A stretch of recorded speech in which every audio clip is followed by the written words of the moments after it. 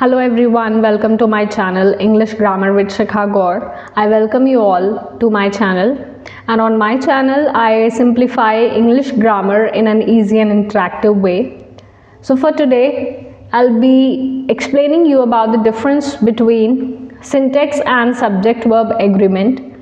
So many people get confused with this difference, so today I'll be clarifying it for you. I'll be simplifying it for you. First is syntax. What is syntax? Syntax are the system of rules for the structure of a sentence in a language. तो syntax क्या है? syntax कुछ rules हैं एक language में किसी भी sentence के structure के लिए.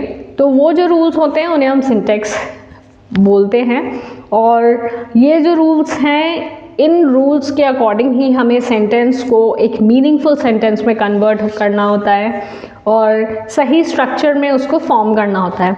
Next is arrangement of words and phrases to form meaningful sentences. तो सिंटेक्स में मेनली क्या होता है कि हमें जो भी सेंटेंस है उसके वर्ड्स और फ्रेजेस को करेक्टली हमें अरेंज करना है जिससे कि हम एक मीनिंगफुल सेंटेंस बना पाएँ.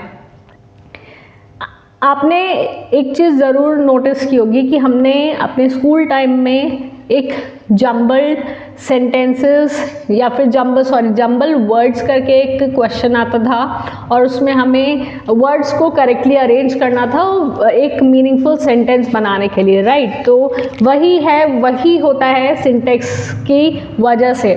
So for example, now let us see some examples of syntax. First is she enjoys dancing and second is dancing enjoys she.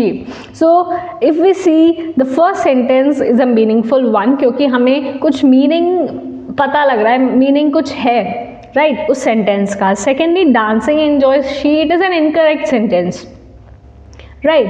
So अगर हम देखें कि syntax और subject verb agreement में तो broader scope जो है वो हमारा सिंटेक्स का होता है. क्यों? क्योंकि जो सिंटेक्स है, सिंटेक्स में हमें वर्ड ऑर्डर आ रहा है उसके अंडर में, और we have sentence types, we use the clauses in a correct way. So जो सिंटेक्स है वो एक ब्रॉडर टर्म है. On the other hand if we see the subject verb agreement, तो subject verb agreement it is a specific rule within syntax. Syntax के within ही ये एक स्पेसिफिक रूल है जो फोकस करता है सिर्फ और सिर्फ हमारा सब्जेक्ट और वर्ब के रिलेशनशिप पर. For example we can say कि it is the matching of a verb with the subject in number and person. तो मतलब जो आपका सब्जेक्ट होगा, लाइक सिंगुलर सब्जेक्ट है तो हमें सिंगुलर वर्ब लगाना है, और अगर हमारा जो प्लूरल सब्जेक्ट है तो उसके अकॉर्डिंग हमें प्लूरल वर्ब ही यूज़ करना पड़ेगा, right. For example, the dog barks. First example is correct. Why? Because the dog is a singular subject and barks it is the correct verb for this sentence. ठीक है. Next is the dog bark. Here the dog is the singular subject, but the verb which has been used here, that is bark, it is a plural verb. So this is not correct.